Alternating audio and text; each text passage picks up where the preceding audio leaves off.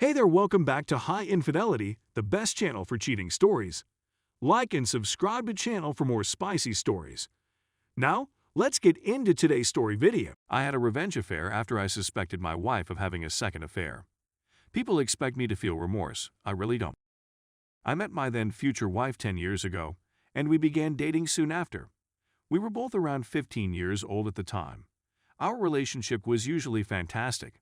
We only had little squabbles and disagreements, nothing major. Looking back, I see that I was always the one that put in the most effort and started most things. From communication to date planning to and more, I'd be the one to suggest and schedule dates, send her messages first, and reach out and strike up discussions. We had many times a week, sometimes several times a day, so our life wasn't horrible. I was the one that was always up for trying out new and unusual things. She was a little more reserved. She adored giving me orals but would never do it herself since it was filthy and unpleasant. I've always been the one who earned more money and was more financially successful. She had always chosen to follow her interests and family, and swiftly slipped into a housewife pattern of her own choosing, to the point that she would finally only work part-time. This is not to imply that she was a gold digger, quite the contrary. I believe she simply thought she'd settled. I used to have very horrible acne, had my dental work done late, and wasn't in as excellent of condition as I could have been. I had no idea since she never displayed any symptoms of it. She met a man at the gym around 5 years into our relationship and 1 year into our marriage. She maintains that they were simply pals at first. We used to work out together and speak a lot. We used to communicate online. We even went out to eat. I was absolutely unaware of this new buddy and had no reason to suspect anything. She went on a weekend excursion with pals a few months into this. I had to pay for her portion of the trip. She left on a Friday and returned the next Saturday. She told me she had a falling out with the buddy she'd gone on vacation with. She had been sad all day, had retreated within herself, and had begun to weep numerous times. At that time, I was primarily concerned about her and had no reason to suspect anything. She soon burst into tears and admitted to me that she had cheated on me. It took me a while to absorb what she had just said and done, and I was numb for the first few minutes. When I awoke from my coma, I felt like someone had sledgehammered a sledgehammer in my heart. I fled the room and puked many times before breaking down and wailing like a baby. She said that she didn't intend for it to happen and that it was an accident.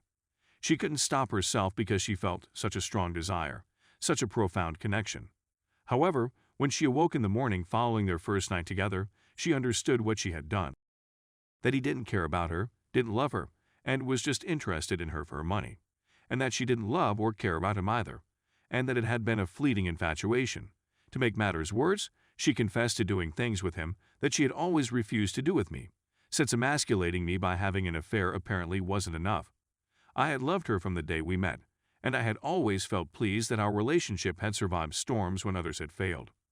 My family adored her, and my friends admired her.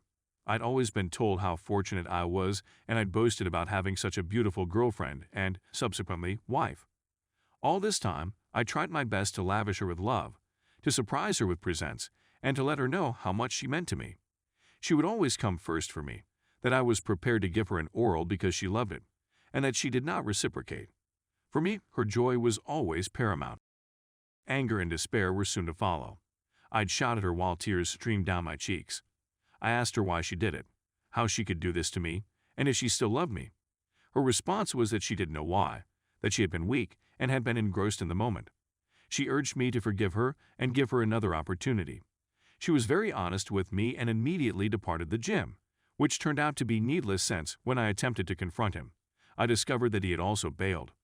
She confessed to both my parents and her father having died some years before, and I tried my best to move on. Soon after, we scheduled marital counseling and began individual treatment. In moments of rage, I would sometimes strike out verbally rather than physically, calling her names and other derogatory terms. For the most part, she accepted it readily. Just a few times did she answer in kind, assuring me that she would take me for all I was worth, and that no other woman would ever love me. Both my and her parents did everything they could to keep me in this relationship. Back then, I mistakenly assumed that at the very least my parents would have my best interests at heart.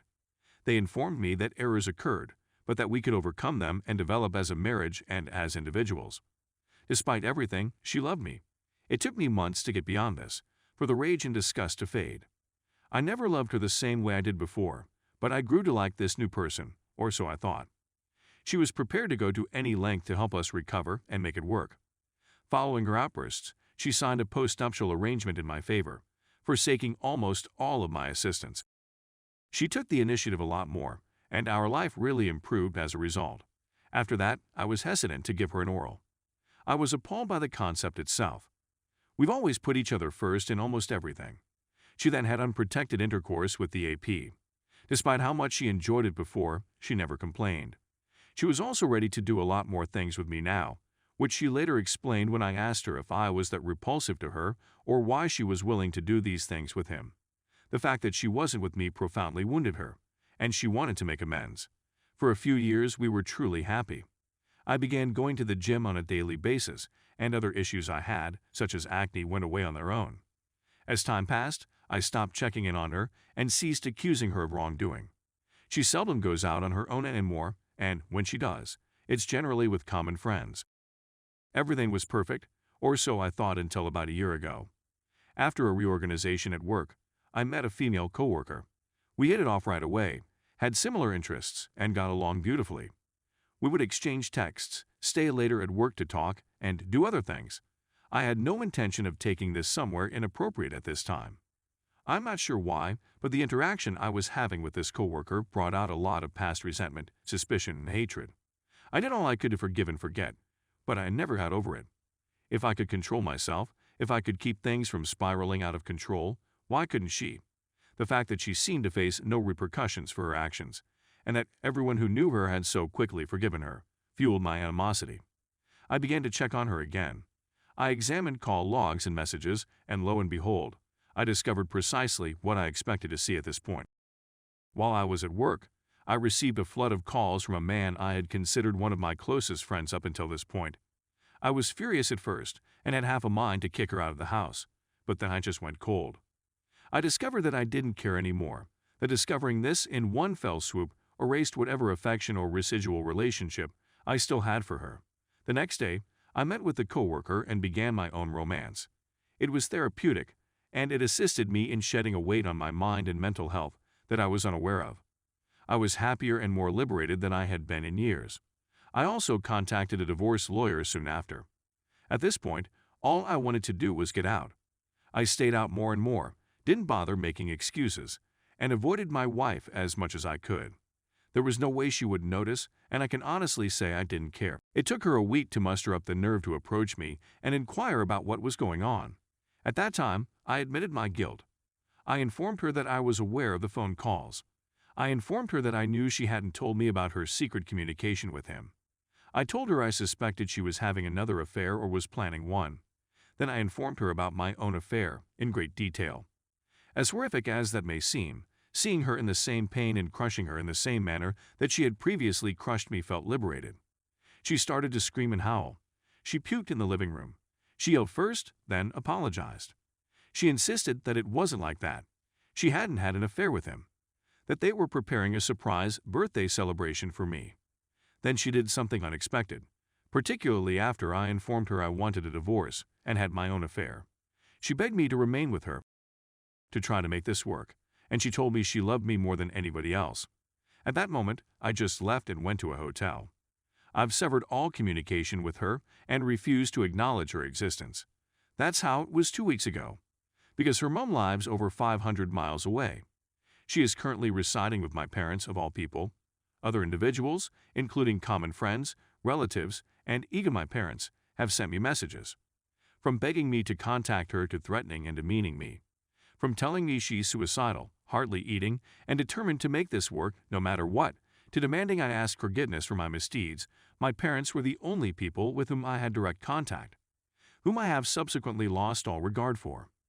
My own mother had at least 3 affairs, all of which my father has forgiven her for.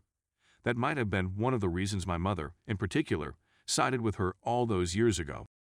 They're upset at me for doing this to her, for not behaving as a man should, for avoiding my duties and hurting my wife in this manner. My mother informed me she's going to take care of her for me until I come to my senses, as if my desire for her return is a given, and she's just a little fluffy animal that others must care for. They and others have also backed up her statements about why she secretly contacted others, including a former buddy. I have a hard time believing any of them since their reactions to her and my affair are polar opposites. On the bright side, I've discovered that she was incorrect when she said that no one else would desire me. I've seen the other lady 3 times since then and have had 2 casual. I guess I'm not that ugly after all.